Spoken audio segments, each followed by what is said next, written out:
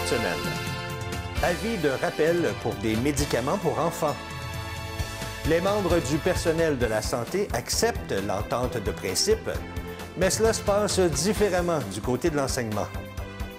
Et un rapport indique que c'est à l'école primaire qu'il y a le plus d'intimidation.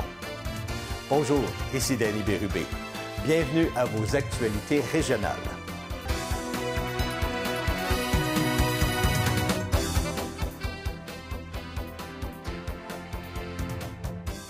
Bonjour à vous. J'espère que vous passez une agréable semaine du 22 janvier 2024. Le fabricant de médicaments Teva Canada rappelle un lot de médicaments pour soulager la douleur et la fièvre chez l'enfant, puisqu'il contient trop d'acétaminophène et présente un risque de surdose.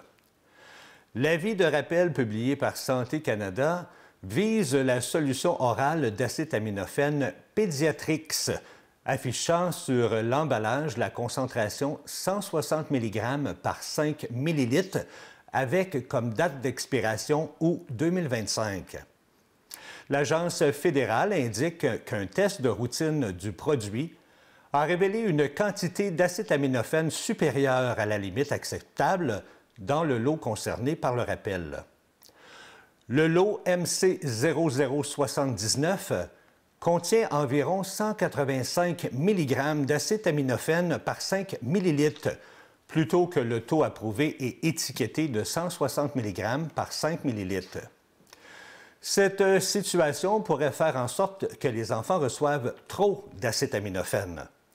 Les enfants sont particulièrement à risque de ressentir les effets d'une surdose en raison de leur petite taille et de leur corps en développement, prévient l'agence. Elle précise que les signes d'une surdose d'acétaminophène incluent nausées, vomissements, léthargie, sueur, perte d'appétit et douleurs au haut de l'abdomen ou à l'estomac. Rappelons que la solution orale d'acétaminophène Pédiatrix est disponible sans ordonnance et est destinée à être utilisée chez les enfants âgés de 2 à 11 ans. Après 1 an et demi de négociations et une mobilisation sans précédent, les membres de l'Alliance du personnel professionnel et technique de la santé et des services sociaux, l'APTS, du CI3S de Lanaudière se sont prononcés respectivement à 66,7 % en faveur de l'entente de principe lors d'une assemblée générale spéciale en fin de semaine dernière. Rappelons que les délégués du Conseil général de l'APTS ont décidé le 4 janvier dernier de recommander cette entente aux membres de leur établissement lors d'une tournée d'assemblée générale spéciale. Selon M. Steve Garceau, représentant national de l'APTS pour la région de Lanaudière, l'entente a été acceptée par la majorité des membres. Du côté de l'enseignement de Lanaudière, c'est à 62 % que le syndicat a rejeté l'entente de principe conclue avec le gouvernement. Le président du syndicat, M. Mathieu Lessard, a indiqué au Journal de Montréal que le message envoyé par les membres est clair. Il a ajouté que ceux-ci ont dit qu'il y a des pas dans la bonne direction, mais que c'est insuffisant pour attirer de la main-d'œuvre, mais surtout de les garder en poste. Le syndicat représente les 2600 professeurs du Centre de services scolaires des Samars. Selon un nouveau rapport de l'Institut de la statistique du Québec, les établissements scolaires fréquentés par les plus jeunes sont ceux où l'on trouve la plus grande proportion de personnes qui vivent de l'intimidation ou de la cyber-intimidation. C'est environ le quart, soit 27 % des personnes âgées de 12 à 17 ans qui ont vécu de l'intimidation ou de la cyber-intimidation dans un contexte scolaire.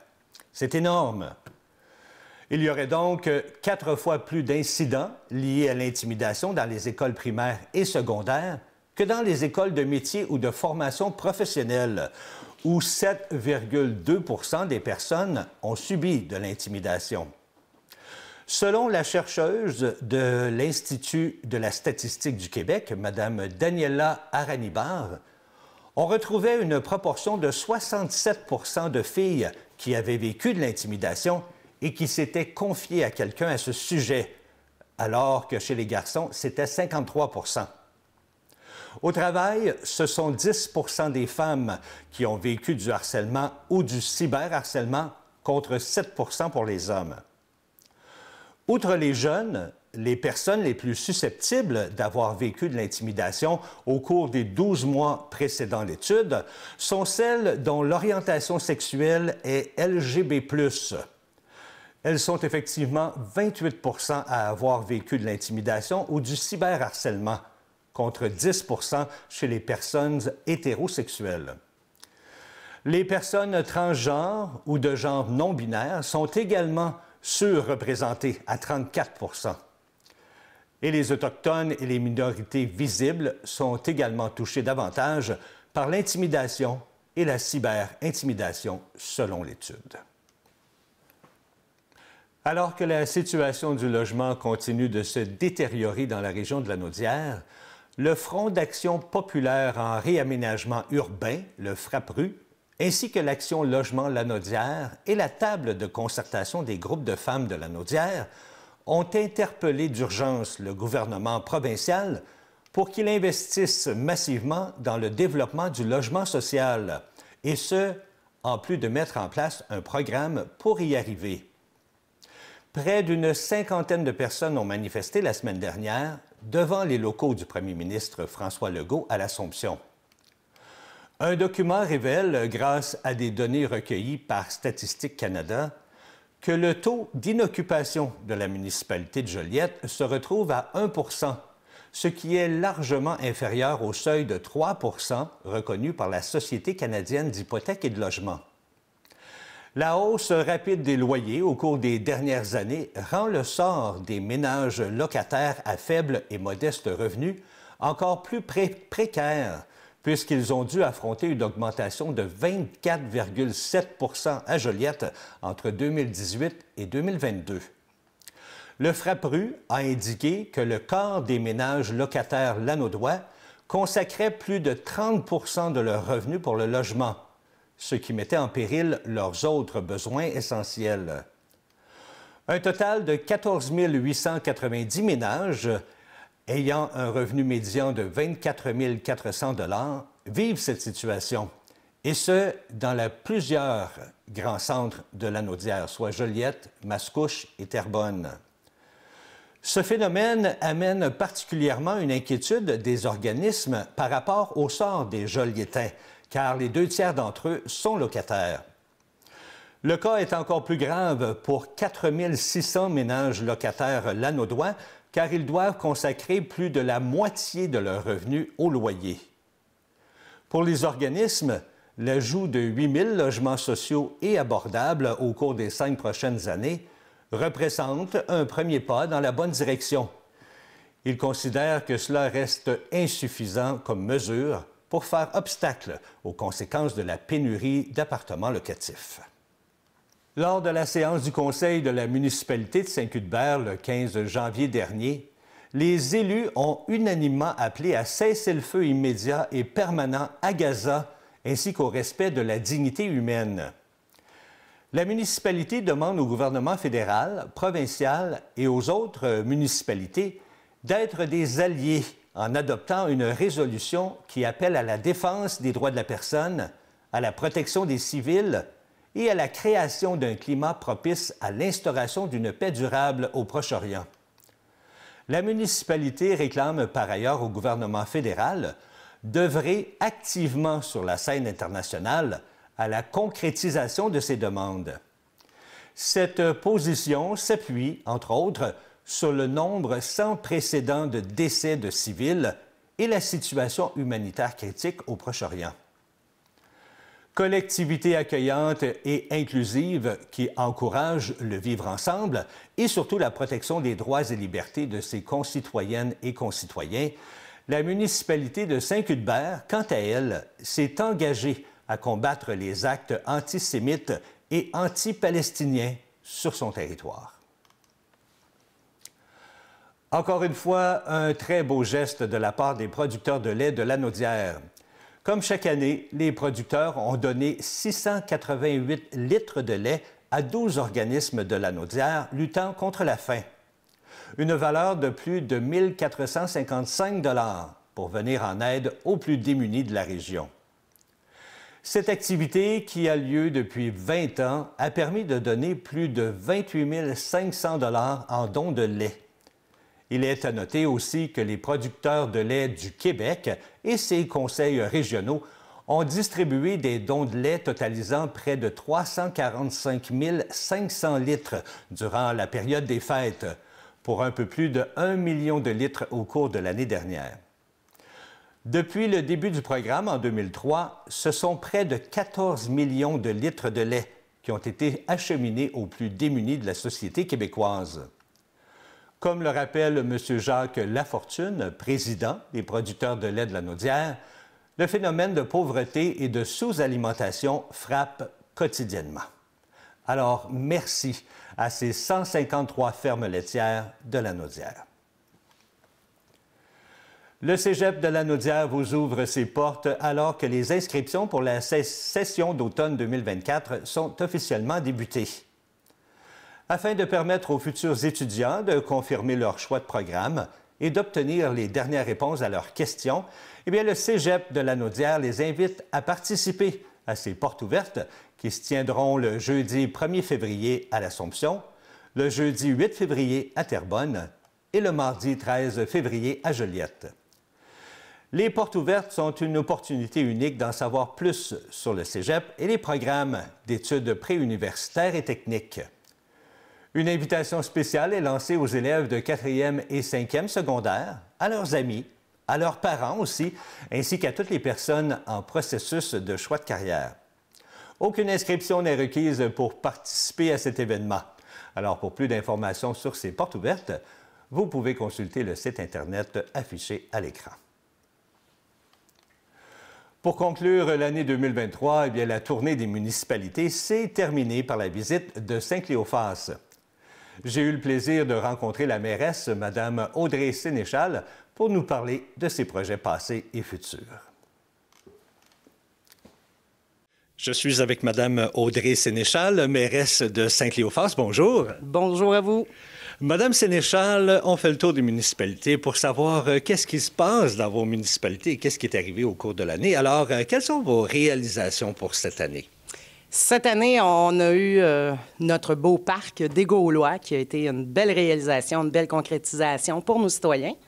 Alors, on a des beaux modules de jeu pour les ados adultes qui veulent avoir un petit peu plus de challenge. On a finalement une belle patinoire fixe qui, l'été, est une surface de deck hockey.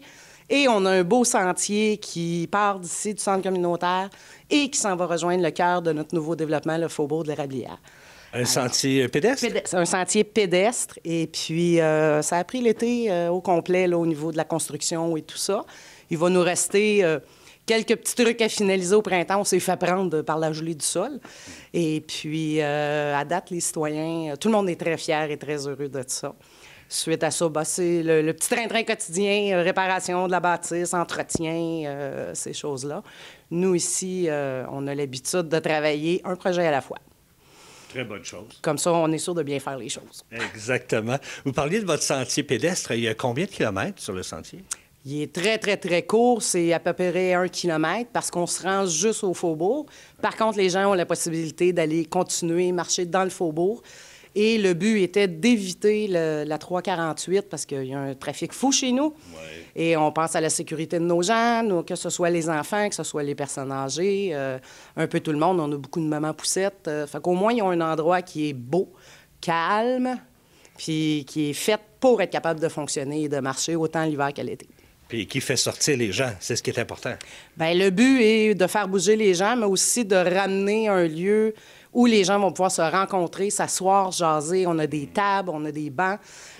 Tout est pensé pour les gens de tous les âges qui puissent en profiter, puis en même temps, essayer de ramener un peu notre esprit gaulois et festif. On a toujours été un village, je vous dirais, tissé serré. Okay. Et puis, on veut ramener ça encore plus, là. Très bonne idée. Dites-moi, vous avez sûrement des projets pour l'année qui s'en vient, en 2024? 2024, c'est sûr qu'on veut terminer ce qui a été commencé. Et par la suite, on est déjà à fabuler et à mettre dans nos têtes, bien comme il faut, ce qu'on veut réaliser pour la suite. L'an prochain, ça va être beaucoup plus de terminer ce qui est commencé à différents niveaux, tant au niveau du bâtiment et ces choses-là. Et évidemment, à la grosseur qu'on a, on fonctionne avec des subventions. Donc, on est en attente là, d'avoir qu'est-ce qu'il y en est. Mais oui, on veut travailler peut-être une piste d'hébertis pour rallonger justement le projet pour les jeunes. On travaille pour nos aînés aussi. On va aménager peut-être éventuellement un pickleball dehors. C'est très à la mode, là, ces temps-ci, là. Voilà. Fait que ça va être des choses, on veut les faire transportables pour qu'ils puissent changer d'une surface à l'autre. Des projets, on en a beaucoup, mais on fonctionne toujours en fonction là, des sous disponibles puis des subventions qu'on va chercher. Effectivement, parce que je vous posais la question, je n'étais pas trop au courant, mais combien de citoyens ici à Saint-Cléophas? Au dernier décret, 249, mais on a des nouveaux citoyens. On a des belles petites familles qui sont venues s'installer. Ouais. Alors, quel sera le décompte officiel? Est-ce qu'on sera à 260, 265? Mais pour l'instant, au décret 249. Belle petite municipalité. Oui, une belle communauté, des gens qui sont quand même très dynamiques aussi, des gens impliqués. Puis comme je vous dis, on a le côté gaulois, là, festif, que tout le monde aime ça être ensemble et se serrer les coudes. Puis qui fait travailler beaucoup la mairesse? Un petit peu. Disons qu'il ne faut pas compter nos heures. Non, effectivement. Madame la mairesse, Madame Sénéchal, merci beaucoup de votre temps. Puis on va revenir prendre de vos nouvelles l'année prochaine. Ça va nous faire plaisir. Merci. Merci. C'est ce samedi, le 27 janvier, que le Grand Frisson de Rawdon fait son retour de 10h à 19h. L'événement propose aux familles une foule d'activités en plein air à la plage municipale et l'accès est gratuit. On vous promet une journée avec plus de 20 activités pour tous les goûts. Les participants pourront notamment s'amuser dans les jeux ludiques du Collège Champagnard et aussi lors d'une partie de baseball sur neige avec les Grizzlies. Il y aura combat d'archers, course de brouettes et aussi lancer du sapin. Le tout pour passer une super belle journée. On vous propose également des prestations de danse et pour ceux qui aimeraient apprendre la gigue, eh bien c'est le temps, le club Gigus vous proposera des ateliers. Et pour les plus aventureux ou tout simplement pour essayer ça au moins une fois dans sa vie, il y aura des tours de traîneau à chien. Bref, une belle journée magnifique pour s'amuser à l'extérieur. On retrouve tous les détails de cette journée sur le site Internet de rawdon.ca.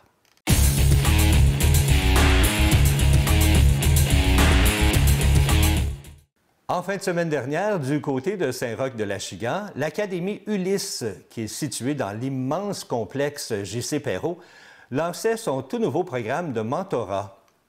L'Académie fait partie de la plus importante ligue élite étudiante du Canada, soit la Canadian Sports School Hockey League.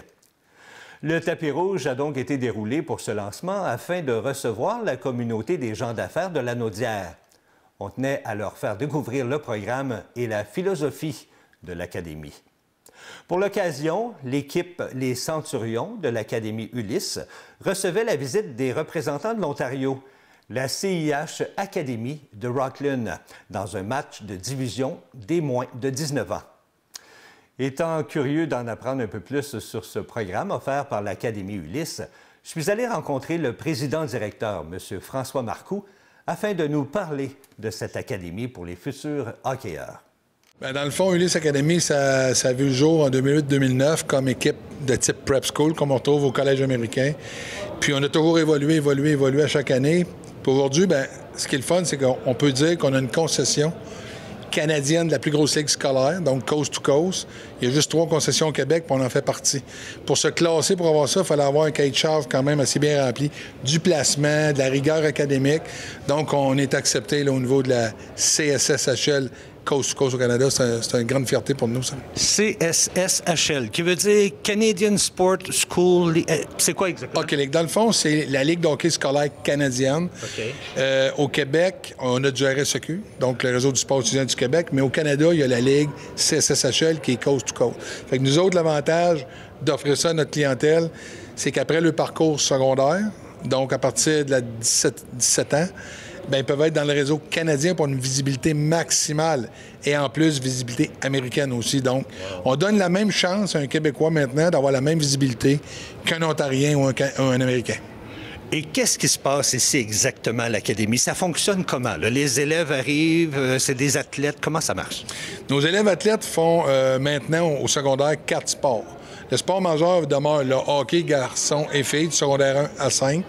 Ils vont aussi toucher à l'aviron, qui est un sport numéro 1 pour des bourses d'études. Ils vont faire du vélo montagne, travailler le bas de corps au niveau de la propulsion, la puissance des jambes. Et ils vont faire la crosse aussi. Au printemps. Donc, avec les 4 sports, on maximise le placement des finissants pour les bourses d'études. C'est pour ça qu'on fait ça. Donc, l'Académie, c'est un programme multisport dont le hockey, c'est le sport majeur. Mais est-ce que les gens viennent ici puis ils étudient comme n'importe quelle école ou ils vont à l'école en premier et ensuite ils viennent ici les soirées? Absolument. C'est un parascolaire. Donc, nos jeunes ne sont pas dans des classes fermées sport-études. C'est un choix à l'école. Ils font les choix à maths fortes, sciences, tout ce qu'ils ont besoin. Et puis, garçons-filles mélangés. Par contre, à la fin de la journée, ils prennent les navettes, ils s'en viennent ici. Puis là, à ce moment-là, 4 fois semaine, ils ont de l'entraînement hors glace, sur glace, tutorat académique, 2 périodes de plus par semaine que tous les autres élèves athlètes réguliers. Donc, 0 manque académique pour entraîner, 0 manque académique pour jouer, plus 2 périodes par semaine de plus. C'est pour ça que notre placement est à 95% des finissants. Et ici, on accueille autant les garçons que les filles, c'est ça? Absolument, oui. Pour les filles, on a du secondaire 1 à 5. Ce qui est intéressant, c'est que les filles au hockey mineur, ils n'ont pas tellement d'entraînement, parce que nous, on peut offrir du volume d'entraînement, puis on les laisse jouer au niveau du hockey mineur les fins de semaine. Fait qu'on les développe à l'interne. Ils sont 100% élèves, 100% athlètes, puis les fins de semaine, ils vont aller jouer dans le 2A, dans le 3 féminin, puis on voit la progression fulgurante des filles, là. L'âge des enfants ici, c'est de quel âge à quel âge? On recrute à partir de la 5e année du primaire. La grande majorité de nos moins de 12 ans, c'est les 6e années. Ensuite de ça, secondaire 1, secondaire 2, 3, 4, 5. Et le post-secondaire, qui est notre équipe M19, la grande majorité, c'est des 17 ans. On peut avoir quelques 18 ans s'ils veulent revenir une 2e année, mais on part de 11 à 18 ans en moyenne. Fait que donc, ici, ils viennent apprendre les rudiments du hockey avec des personnes qualifiées. Ils vont jouer aussi. Il va y avoir des matchs, j'imagine, ici aussi? Oui, absolument. On est dans des ligues, donc non seulement s'entraîner, mais on a des saisons, on a des séries éliminatoires. Du côté de notre M19, dans ces séries éliminatoires canadiennes, au niveau des RSEQ, c'est au niveau provincial à ce moment-là. Puis est-ce que vous avez formé beaucoup d'athlètes qui, aujourd'hui, on retrouve à la LNH, par exemple? Est-ce que ça arrive ici, ça? Oui. Le programme est quand même jeune. Après 15 ans, on avait déjà 3 qui ont atteint la Ligue nationale. On en a 7 qui ont touché aux ligues mineures, les clubs écoles, la Ligue nationale, la Ligue américaine ou la Ligue de la Côte-Est. On en a quelques-uns qui sont allés en Europe aussi. Puis on a tout près de 50 qui sont allés dans les grandes universités se diplômer grâce au hockey. Donc, pour nous, là, c'est ça la route. C'est aller le plus loin possible avec les études. Puis le bonus, c'est de jouer professionnel, mais au moins, tu es diplômé. Effectivement. Comme Vincent Desharnais, des Oilers Edmonton, qui est notre porte-parole, qui est diplômé de Providence State, puis qui joue maintenant pour les Oilers Edmonton. C'est notre porte-parole aujourd'hui. Mais les jeunes qui viennent ici, là, est-ce que c'est dispendieux pour eux ou ils payent-tu des frais pour être ici? Oui, parce que ça coûte cher. Juste le transport, c'est phénoménal comment ça a augmenté depuis la pandémie. Les glaces, les entraîneurs, donc c'est sûr qu'on ne peut pas offrir ça gratuitement. Par contre, on a un programme de mentorat, de tutorat, de commanditaire, de partenaires qu'on a mis en place pour offrir aux gens des solutions pour que ça coûte le moins cher possible. Il y a des gens chez nous où ça ne coûte rien. Parce qu'ils sont impliqués, ils vont vendre de la pub sur les écrans géants, ils vont s'impliquer tout l'été. Donc, on a des outils pour réduire le coût au minimum. Okay. Mais on est le moins cher à grandeur du Canada présentement, Ulysse Academy, dans la Ligue CSSHA. Puis c'est justement, aujourd'hui, c'est une journée spéciale parce qu'on a une rencontre avec des partenaires. C'est ce qu'on essaie de faire pour avoir des sous? Oui, exact. Dans un monde où on a une pénurie de main-d'œuvre, que les gens en affaires cherchent des employés, bien, nous, on part le mentorat, c'est-à-dire qu'à partir de l'an prochain, chaque finissant de notre équipe M19 va avoir une entreprise reliée à lui pour donner des stages l'été, donc des travails d'étudiants dans son domaine, en gestion, en commerce, parce que la plupart sont là-dedans. Et puis, éventuellement, accompagner ce jeune-là par l'entreprise jusqu'à l'université, puis peut-être un jour devenir le PDG de l'entreprise. C'est un peu ça qu'on vise. On ne sait jamais ce qui peut arriver, hein? C'est pour ça le plan B qui est important aussi. Absolument. On en a un aujourd'hui, je le nomme Nicolas Provost, qui est pharmacien aujourd'hui. Il possède déjà des pharmacies. Il est venu aujourd'hui pour être le premier à signer le premier mentorat là, pour l'an prochain. Donc, les anciens reviennent de redonner. Là. Bien, on lance le message aux gens à la maison. Hein? On lance le message si jamais il y a des entreprises qui sont intéressées à parrainer ces jeunes-là. Pourquoi pas? C'est un bel avenir pour eux. Absolument. On invite les gens de Laurentide-Lanaudière. Vous voulez avoir une belle affichage avec des jeunes. Puis c'est notre fondation, donc crédit d'impôt sur les dons. Cette semaine, nos loups sont en congé et seront de retour le dimanche 4 février prochain. Ils rencontreront les coureurs des bois de Cowansville et la partie sera disputée au pavillon des sports Roland-Désourdis. Voilà, c'est ce qui complète vos actualités régionales. Si vous avez été témoin d'une nouvelle, alors faites-nous le savoir en nous écrivant ici à CTB-TV. Cette semaine, les amateurs d'Elvis et de country ne voudront pas manquer l'émission Chacun son refrain, car l'invité est nul autre que Ken. C'était Danny Bérubé pour vos actualités régionales. Je vous souhaite une excellente fin de journée.